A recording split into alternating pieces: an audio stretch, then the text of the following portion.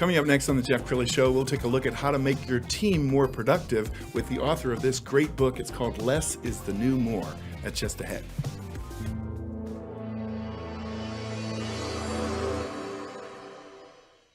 Many are predicting that the worst is yet to come, which is unfortunate, said one person here.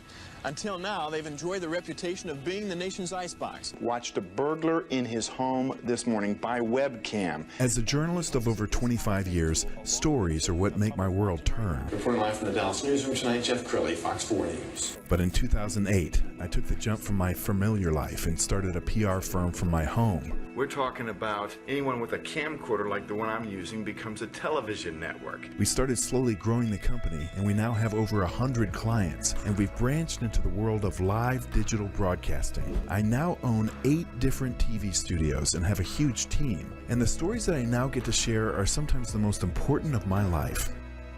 Life has a funny way of coming around full circle. This is the Jeff Crilley Show.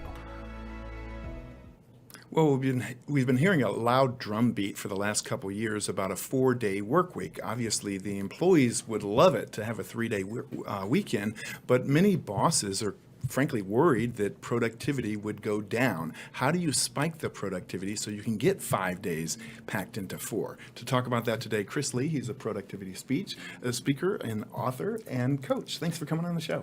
Thank you so much. Fantastic being here. Thanks for having me. All right, for the CEO who's watching this right now and says, man, do I really want to go to a 4-day work week? Can you make it effective?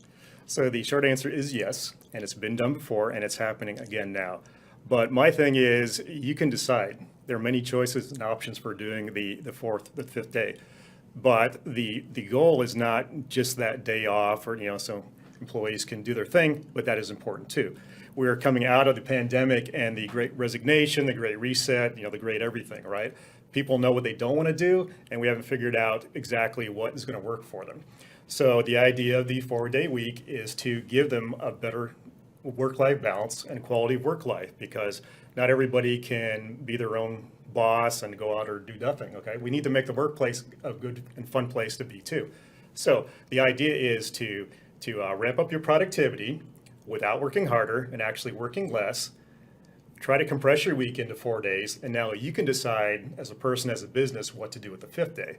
So you can do the Google thing if you want, where you give them a 20% day to do their own project. You could do professional development. You can do all kinds of things, right? Team building. There are a lot of options there, but don't discount the idea of letting them have that 5th day too, because it's been done before. There are not only people I know that are doing it, there are companies that are prototyping that.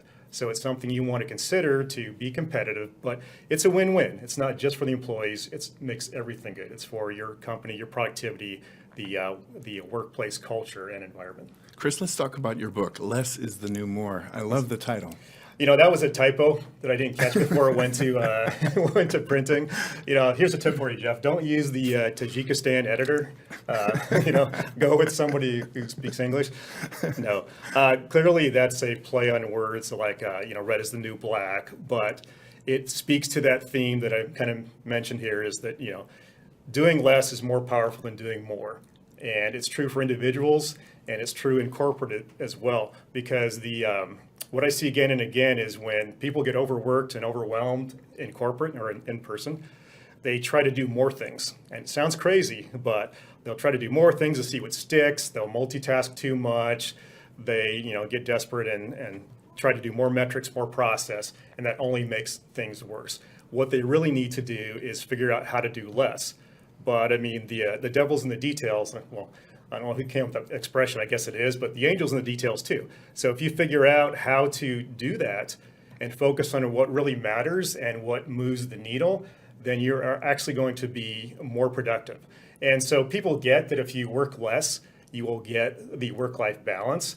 But the big epiphany is that you can actually work less and get more done. And that's what I want. That's what's important. And I don't like to compromise, and I don't want my clients to compromise either. I want you to be productive, get the stuff done that needs to be done, and still have the time and the work-life balance. So I want you to answer a question for me, because I think we all have some version of ADHD, because we have all these devices going off, and you may sit down to do a task, and then there's kind of a instant message, and then your phone vibrates. And so how do you deal with all the distractions?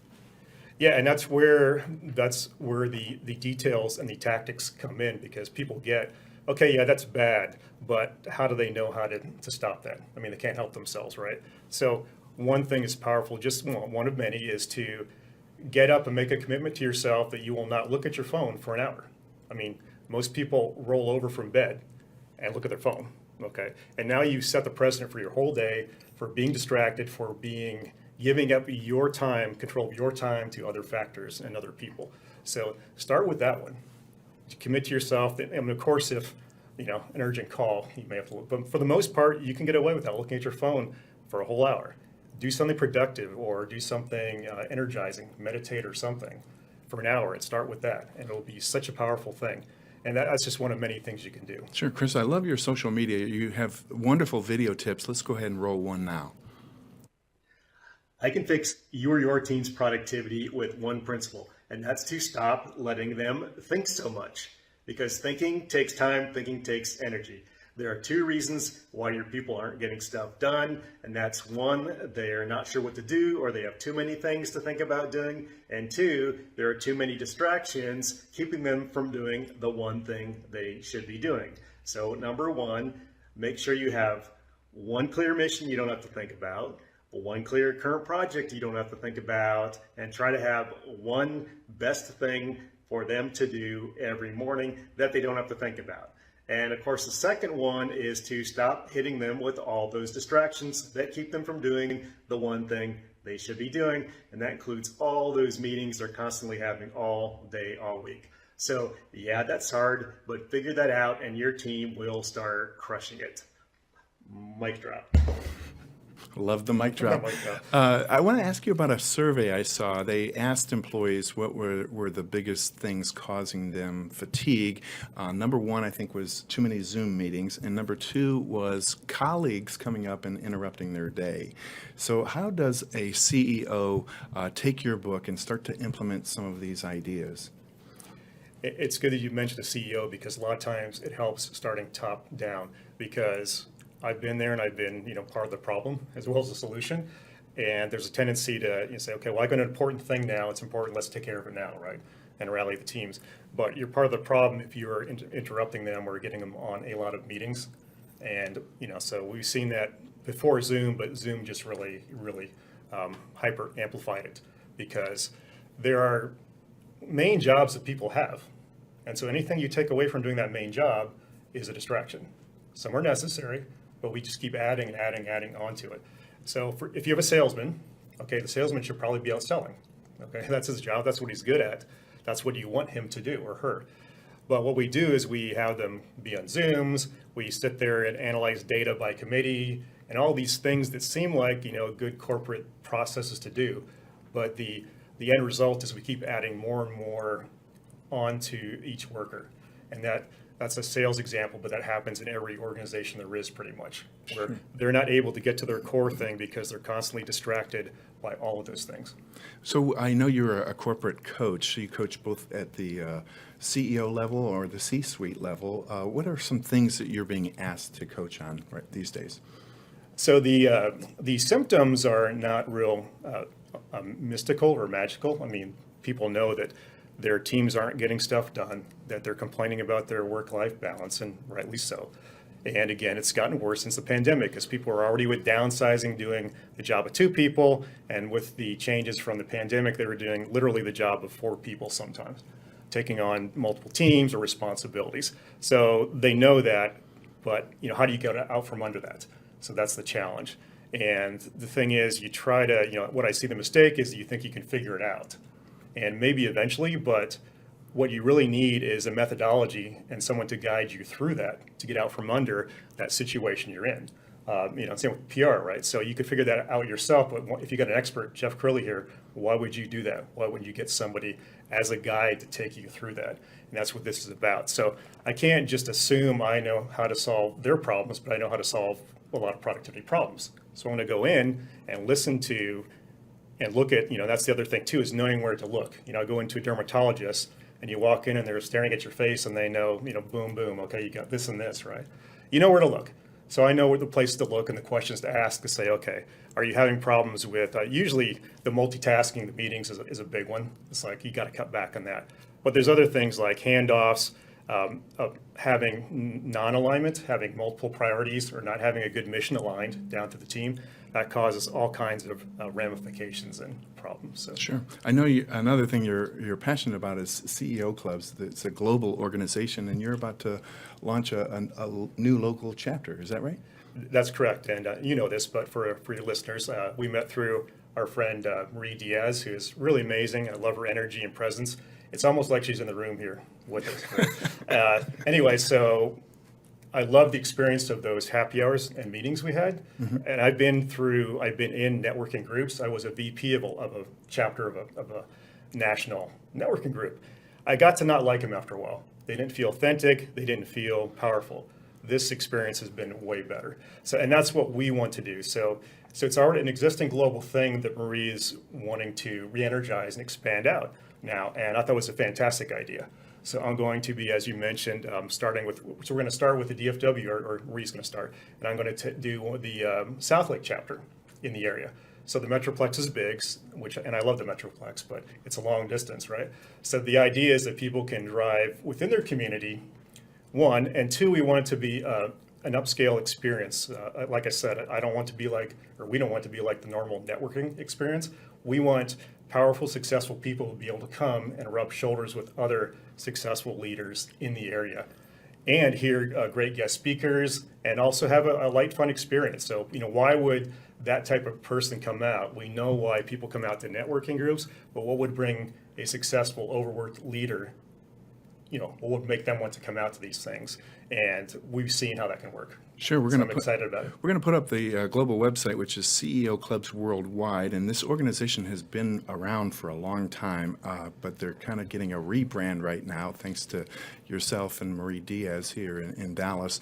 I was at your networking group a couple weeks ago, and it was just amazing. Just high-quality people. It was a laid-back business experience at Table 13 in Addison. I agree. Yeah. And I live in Northwest DFW, so I had to drive a pretty long way to get to that one, but it was so worth it. Yeah, just very quality people. I can't say enough. Let's talk more about your coaching services and how does somebody know when they need you? It's a very good question, and not everybody will know that. Sometimes you don't know what you don't know, and that's okay. I want to work with somebody who understands the power of investing in yourself or your team. I mean, that's my kind of client. So I love working with solopreneurs and entrepreneurs, but I know post-pandemic, my roots are in corporate, and that's where I developed a lot of these things, these tactics and strategies, and know that they work. So now more than ever, I'm more focused on helping out corporate teams and leadership too, because it is a big problem. I've had roundtables on the Great Resignation and things like that, and I can hear the existing problems, and we don't have all solutions yet. Yes, the 4-day week is one thing, but that's just one of many things and ways that I can help corporate leaders and teams. Sure, and I can vouch for you. I mean, you do have experience in corporate America. There's a lot of coaches out there that got a degree, but they never ran a company. They were never around C-suite. So good job. That's true. Thank you. So final thoughts. What would you like to leave the audience with? That's a very good question. So these are tough times. They're hard for a lot of people. And if you're having success in 2022 post-pandemic, more power to you. But even for you and for many people who are struggling, this is the time to take some chances, to invest in yourself and your teams, because this is the time to pivot. And the people who do this are going to be much better positioned coming out of it. The people who are getting too conservative and sitting back and retreating, they're going to be in a world of hurt. So if you're not doing some of these strategies that I work with teams, and some are like 80-20, getting your vision aligned, work week compression, things like that. If you're not doing some of these things now, you're going to be at a big disadvantage probably with your business coming out of this thing. So outstanding. You've been a great guest. We're going to put your website up, which is thatchrislee.com. Thanks so much for coming. Lee. Yeah, it was available. So everything, the Chris Lee was taken, all the other ones, but that Chris Lee I got. I like it. It's sticky. You'll remember it. Chris, thanks for coming on the show. Thank you. That's it for now. We'll see you next time.